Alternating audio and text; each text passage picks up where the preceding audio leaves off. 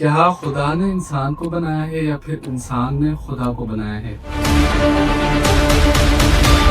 اس کا مطلب یہ ہے کہ خدا ایگزسٹ نہیں کرتا، خدا موجود نہیں ہے۔ انسانوں نے اپنی خوف، اپنے امیدوں اور اپنی خواہشات کے مطابق خدا بنائے ہیں۔ یعنی خدا نے ہر دور میں ڈیفرنٹ میسنجر کو بھیجا ہے، لیکن انسان نے ان میسیجز کو مسخ کیا ہے، تبدیل کیا ہے، چینج کیا ہے۔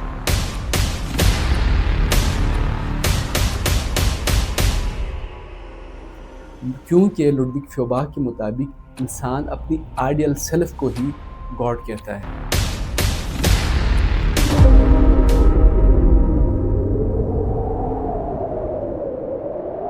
ایک لمحے کے لیے سوچیں، اگر آپ کراچی میں پیدا ہوئے ہیں تو بہت زیادہ چانسز ہیں کہ آپ مسلمان ہیں۔ اگر آپ ممبئی میں پیدا ہوئے ہیں تو بہت زیادہ چانسز ہیں کہ آپ ہندو ہیں، اور اسی طرح اگر آپ ویٹیکن سٹی میں پیدا ہوئے ہیں تو بہت زیادہ چانسز ہیں کہ آپ کیتھولک ہیں۔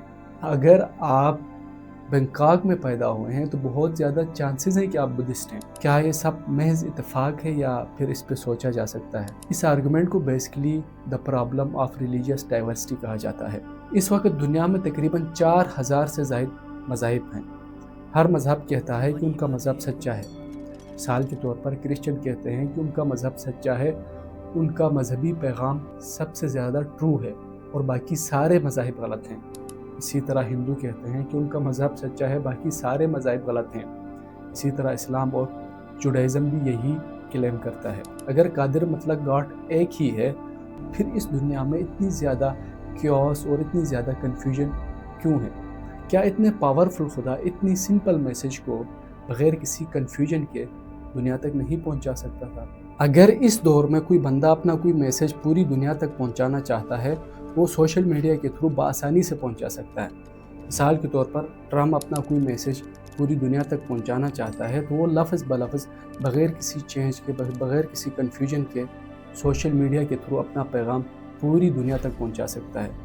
یقیناً خدا کا جو پیغام ہے وہ کوئی سوشل میڈیا کا پوسٹ نہیں ہے، لیکن پھر بھی ایک محدود انسان اپنا میسج بغیر کسی چینج کے پوری کائنات تک پہنچا سکتا ہے، تو یہ ایک لامحدود خدا کے لیے، قادر مطلق گاڈ کے لیے اور بھی آسان ہونا چاہیے۔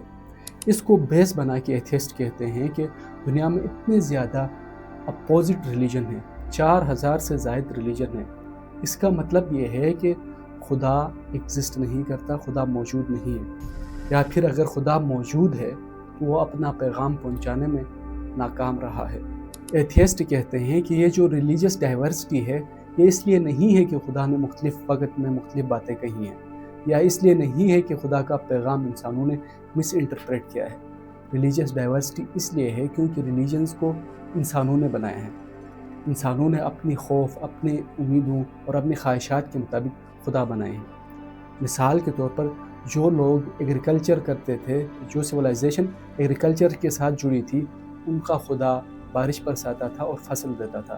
طور پر جو صحراؤں کا خدا ہے وہ زیادہ سخت اور منصف ہوتا ہے، اور جو لوگ سمندر کے آس پاس رہتے تھے ان کا خدا سمندروں کو روکتا تھا، سمندری طوفانوں کو روکتا تھا، اور جب کبھی طوفان آتے تھے تو تب سمجھا جاتا تھا کہ یہ خدا کا عذاب ہے۔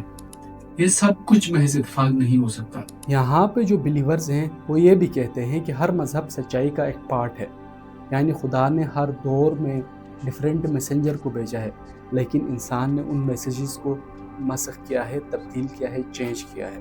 لیکن یہاں پہ جو ایتھیسٹ ہیں وہ ان تمام آرگومنٹس کا کونٹر آنسر کرتے ہیں۔ ایتھیسٹ کہتے ہیں کہ کیا قادر مطلق خدا کو، آل نوونگ خدا کو یہ نہیں پتا تھا کہ اس کے میسیج کو مسخ کیا جائے گا؟ اگر اس کو پتا تھا تو کیا وہ ایسا سسٹم نہیں بنا سکتا تھا جس سے اس کا میسیج محفوظ رہے؟ اس سب سے ایتھیسٹ یہ کنکلوڈ کرتے ہیں کہ اگر خدا واقعی ایک تھا تو اس کا میسیج بھی ایک ہونا چاہیے تھا، بغیر الجھن کے، بغیر کسی تبدیلی کے۔ لیکن ہم تاریخ میں دیکھتے ہیں تو بہت سارے مذاہب آئے، بہت سارے خدا آئے ہیں۔ اس کا مطلب یہ ہے کہ ایک آل پاورفل بینگ ایگزسٹ نہیں کرتا۔ اگر آل پاورفل بینگ ایگزسٹ کرتا ہے تو اس کا مطلب ہے کہ اس نے اپنا پیغام صحیح طریقے سے انسان تک نہیں پہنچایا۔ اس کا مطلب ہے کہ خدا پھر ویک ہے۔ کیا خدا نے انسان کو بنایا ہے یا پھر انسان نے خدا کو بنایا ہے؟ بھگوان کو آپ بنائے؟ अपने इन हाथों से। आप भगवान को बनाया कि भगवान आपको? दुनिया के कुछ बहुत बड़े साइकोलॉजिस्ट और कुछ माहिरीन का मानना है खुदा एक्चुअली एग्जिस्ट ही नहीं करता, बल्कि इंसान की माइंड की बनाई हुई एक बैरूनी तस्वीर है, जिसमें इंसान अपनी खौफ, अपनी उम्मीद और अपनी ख्वाहिशात को किसी ताकतवर हस्ती के साथ जोड़ देता है और फिर उसको गॉड कहता है। इस आर्गुमेंट को basically the psychological projection of God कहते हैं। हमने गॉड की एग्जिस्टेंस की इस सीरीज़ के तकरीबन 9 दलाइल देख चुके हैं और आज हम इस दलील पर पहुँचे हैं जो बाकी तमाम दलाइल से तकरीबन डिफरेंट है, क्योंकि यह दलील किसी गॉड पे डायरेक्ट क्वेश्चन नहीं करती, ना ये कायनात पे सवाल उठाती है, बल्कि ये दलील इंसान के माइंड पे क्वेश्चन उठाती है। चलें इस आर्गुमेंट को एक जर्मन फ़िलोसोफर लुडविग फ्यूबाख से स्टार्ट करते हैं। लुडविग फ्यूबाख मज़हब को बाहर से नहीं बल्कि इंसान के अंदर से समझने की कोशिश करता है। अकॉर्डिंग टू लुडविग फ्यूबाख, खुदा कोई आसमानी हकीकत नहीं है बल्कि इंसान की अंदरूनी शऊर का एक अक्स है। लुडविग फ्यूबाख के मुताबिक इंसान की शख्सियत के अंदर 2 लेयर्स होती हैं। जो फर्स्ट लेयर है उसको उसने नाम दिया एक्चुअल सेल्फ का, यानी इंसान की शख्सियत का वो हिस्सा है जो इंसान हकीकत में है। मिसाल के तौर पर इंसान वीक है, इंसान फ़ानी है, इंसान का इल्म महदूद है। और जो दूसरी लेयर है उसको उसने आइडियल सेल्फ का नाम दिया, यानी इंसान जो बनना चाहता है। मिसाल के तौर पर इंसान वीक है, इंसान फ़ानी है, इंसान का इल्म महदूद है। अब इंसान के अंदर एक डीप ख्वाहिश है कि इंसान बहुत ही ज़्यादा ताकतवर बनना चाहता है, इंसान का इल्म लामहदूद होना चाहता है और इंसान लाफ़ानी बनना चाहता है। मसला ये है कि इंसान इन आइडियल सिफ़ात तक नहीं पहुंच सकता है, इसलिए इंसान क्या करता है, अपनी इन आइडियल सिफ़ात को अपने अंदर से बाहर किसी ताकतवर बीइंग पे मुंतकिल कर देता है और उसको वो खुदा कहता है। मिसाल के तौर पर इंसान का इल्म महदूद है, इसलिए इंसान ने एक ओमनीशिएंट गॉड का कॉन्सेप्ट बनाया। इंसान वीक है, इसलिए इंसान ने एक ऑल पावरफुल ओमनीपोटेंट गॉड का कॉन्सेप्ट बनाया। इंसान को मौत है, इसलिए इंसान ने एक इटर्नल या लाफानी खुदा का कॉन्सेप्ट बनाया। यह सब कुछ इत्तेफाक नहीं हो सकता, बल्कि ये इंसान की साइकोलॉजिकल प्रोजेक्शन है। यहाँ पे लुडविग फ्यूबाख बहुत ही रेडिकल क्लेम करता है। लुडविग फ्यूबाख कहता है कि थियोलॉजी इज़ एक्चुअली एंथ्रोपोलॉजी, यानी जो इलाहियात है वो बेसिकली बशरियात है। इस जुमले का मतलब ये है कि जब हम खुदा और मज़हब का मुताला करते हैं तो बेसिकली हम इंसान और इंसान की फितरत का मुताला करते हैं, क्योंकि लुडविग फ्यूबाख के मुताबिक इंसान अपनी आइडियल सेल्फ को ही गॉड कहता है। मिसाल के तौर पर जब हम कहते हैं कि खुदा सबसे ज़्यादा मोहब्बत करने वाला है, तो इसका मतलब ये है कि इंसान की जो मोहब्बत है वो आइडियल नहीं है, वो कामिल नहीं है। फिर इंसान क्या करता है, इंसान उस मोहब्बत को आइडियल बनाकर किसी एक्सटर्नल बीइंग पे प्रोजेक्ट कर देता है और उसको सबसे ज़्यादा मोहब्बत करने वाला खुदा कहता है। लुडविग फ्यूबाख के बाद इस आर्गुमेंट में आते हैं साइकोलॉजी का सबसे बड़ा नाम सिगमंड फ्राइड। सिगमंड फ्राइड अपनी किताब में मज़हब को डिफ़ाइन करते हैं। वो कहते हैं कि religion is a collective illusion based on wish fulfilment, यानी मज़हब एक ऐसा इज्तिमाई फ़रेब है जो हमारी ख्वाहिशात की तकमील की वजह से बनता है। अब इंसान के अंदर कौन सी ख्वाहिशात होती हैं? सिगमंड फ्राइड कहता है कि हमारे अनकॉन्शियस माइंड में शदीद किस्म की ख्वाहिशात होती हैं, यानी हमारी ख्वाहिश होती है कि हम कभी ना मरें, हमारी ख्वाहिश होती है कि हम मुकम्मल इंसाफ देखें। सिगमंड फ्राइड कहता है कि इंसान अपनी इन ख्वाहिशात को पूरी नहीं कर सकता है।